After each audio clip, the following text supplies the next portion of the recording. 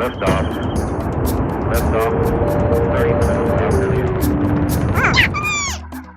Pikmin is a series Nintendo jumps back into whenever their thoughts trail too far off into the forbidden territory of creating another F-Zero or Star Fox. We had 2 entries on the GameCube with Pikmin 1 and 2, skipped the Wii entirely except for those New Play Control titles. Then almost 10 years after Pikmin 2 came Pikmin 3.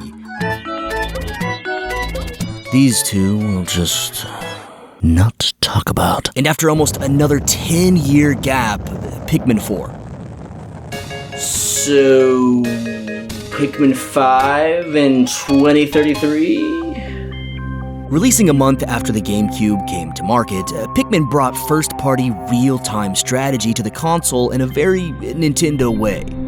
Olimar, a tiny humanoid and captain of the Dolphin, Pokeball, crash lands onto an alien planet which is essentially alternate reality Earth. Pieces of his ship scatter all about the landscape, leading him into a deep, dark pit of depression, loneliness, and despair that he'll never recover from as he slowly and painfully perishes until, in an extreme bout of luck, he happens upon a friendly fellow hominid, which is plucked from the ground, named, then utilized to rebuild his ship from the ground up. Pikmin can be commanded by Olimar to do a multitude of things, like attacking, carrying, and building. Up to 100 can be on the field at once, and any extra are stored in their ship, deemed the Onion by our little spaceman. Any objects that aren't carried back to the Dolphin are brought here instead, which always results in critter creation. This garbage disposal can arguably use any organic matter to create more soldiers? How do they not rule Earth with an iron fist? I think there was definitely a missed gameplay opportunity for objects to react with their base in unique ways. What if players had to vet which items got carried back because some would have negative or odd effects? Each Pikmin type benefits from increased production with like-colored pellets, but that's about it. Speaking of which... 3 different Pikmin species exist, each with their own special abilities. Reds have higher attack power and are resistant to fire, yellows can be thrown higher and are able to carry bombs, and blues are resistant to water. What? Why weren't blues given a second ability, Nintendo? Is it because of their skin color? As it stands, reds and yellows have their own combat benefits, while blues exist purely for convenience, with there being an overabundance of water hazards.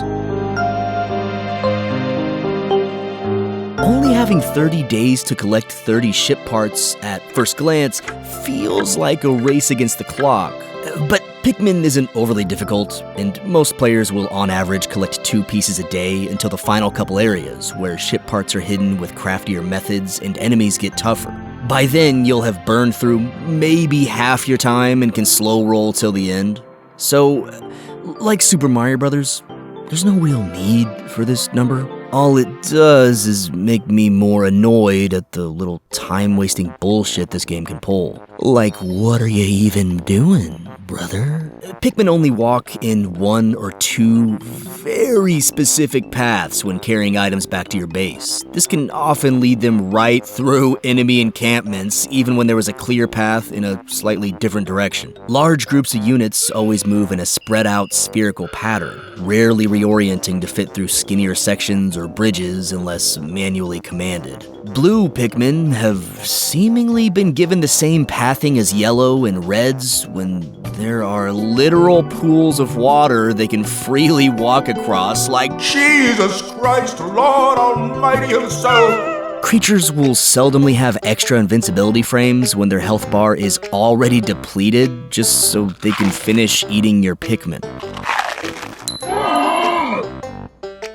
What an unintentionally mean way for a game to showcase its flaws. I need a drink. No, not that crap. What I'm thinking today is 1, 2, 3. Lemonade vodka for yellow fellas, blue carousel for our blue boys, and grenadine for the redheads. Alright, so we got 2 parts lemonade vodka, 1 part lime soda of your choice, 1 part grenadine, and 1 part blue curacao. Mix it up, put a straw on that bad boy, and suck like you're being plucked. The Dolphin Special. Drink responsibly, and don't forget to rotate the joystick like a madman at the map select screen. Oh, yeah. Pikmin's a pretty short title, but that also means it doesn't overstay its welcome. Some games could learn a lesson from that. It takes less than 10 hours to beat and only features 5 total stages. Thankfully, fighting enemies and collecting space parts is an absolute blast, and if Pikmin counts get too low, Impact Site provides a hefty restock. Personality is what really shines through here. Olimar has cute little quips for each part you find, and most of them add cool flair to the vessel. The pieces themselves are scattered across each environment with just enough variance and intention to keep players intrigued, while some are at the end of little mini-gauntlets or held by interesting boss monsters. Many lie in easier-to-access locations, so players can never feel too stressed by that 30-day timer. The soundtrack is beautifully unique. Impact Site captures the mood of starting a promising, whimsical adventure. Forest of Hope eases users into the game's first larger area with a warm hug.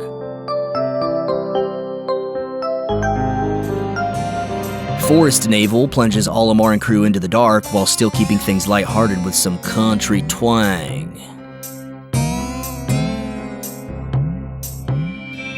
Distant Spring's large pools of mesmerizing water are equally matched by its calming, otherworldly synth ambience.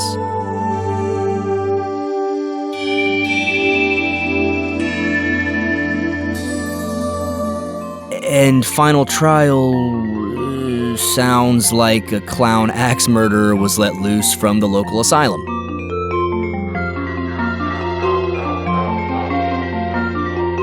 In the end, who knows whether Olimar intentionally enslaved an alien race to do his bidding or not? But these numbskulls don't seem too worried about it. In fact, yep, there they go, taking their rage out on the local wildlife. As Olimar stretches further away from the atmosphere, onions of different shades bid him farewell in an intentional form of foreshadowing. Yeah. Cheers to you crazy spaceman. Until next we meet.